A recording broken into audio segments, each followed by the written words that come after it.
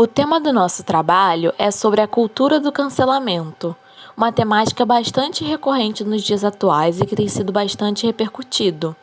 Segundo a Anatel, o uso da internet teve um aumento significativo durante a pandemia do coronavírus. E com isso, esse fenômeno começou a ganhar mais visibilidade por conta desse acontecimento e pelas pessoas estarem utilizando ainda mais a internet nesse momento de isolamento. Dessa maneira, pode-se analisar o quanto essa cultura tornou-se usual nas mídias sociais.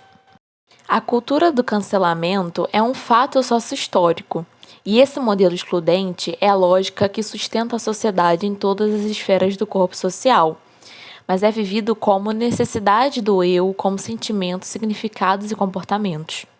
Contudo, a exclusão foi pensada, e nessa lógica é preciso excluir para incluir. Isto é, a sociedade determina os excluídos e os estabelecidos, e um modelo racionalista que não considera os afetos e os corpos, não sendo considerado um modelo sustentável. No livro Nietzsche Hoje, a autora Viviane Mosé disserta que a verdade é uma ficção útil, um modo de selecionar, hierarquizar, um modo de excluir e de conferir poder. A ilusão e não a verdade sustenta a civilização, de acordo com o pensamento do filósofo. Nesse sentido, a cultura do cancelamento é uma ferramenta bastante usual na guerra da informação. É um ato de excluir uma pessoa ou seu conteúdo por meio de ataques nas redes sociais. Esse movimento começou a ter força a partir do ano de 2017, e as primeiras pessoas que foram atacadas foram os grandes astros, também conhecidos como influencers. Por meio da hashtag MeToo, que em português significa também, as pessoas a utilizaram com o intuito de denunciar os abusos que foram praticados por essas figuras públicas.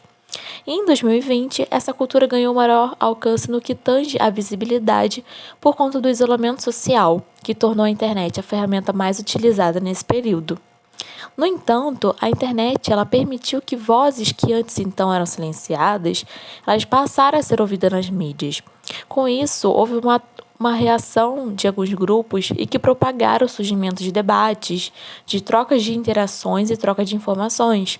Porém, em consequência desse diálogo aberto, a internet ela permite que as pessoas estejam sujeitas a elogios, mas também a críticas que muitas das vezes podem ter o conteúdo de acusação exagerada. Apesar da internet possibilitar que as pessoas exponham suas opiniões, há também o risco do julgamento e, consequentemente, desse cancelamento. Existe um campo de forças atualmente em que há a formação de núcleos de poder, ou seja, pessoas que estão no lugar de representação da verdade. Nesse meio, todos querem opinar e expressar sua opinião. Quando o cancelamento ocorre, aquela influência não serve mais, direcionando o indivíduo para o fim do debate.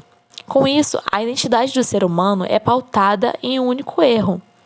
Dessa maneira, o cancelamento é um ato inflexível que supervaloriza a crítica, tornando o sujeito deslocado dessa esfera. De acordo com o filósofo Michel Foucault, em seu livro A Microfísica do Poder, o autor explica que para assumir o poder de determinada sociedade é necessário dominar uma rede de saberes e discursos, em que as pessoas com certa influência ditam as regras e eliminam aqueles que possuem pensamento contrário. Em contrapartida, é necessário pensarmos sobre os efeitos dessa cultura do cancelamento e sobre a consequência dessas ações nas vidas das pessoas que sofrem esse tipo de acusação. É necessário, portanto, se pensar na dimensão psicológica desses seres humanos.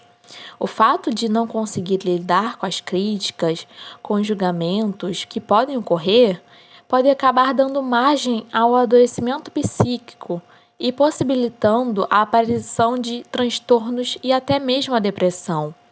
Assim, é preciso respeitar as divergências de pensamentos e se ater na gravidade da problemática, que deve ser resolvida de forma democrática, como o processo legal e a ampla defesa.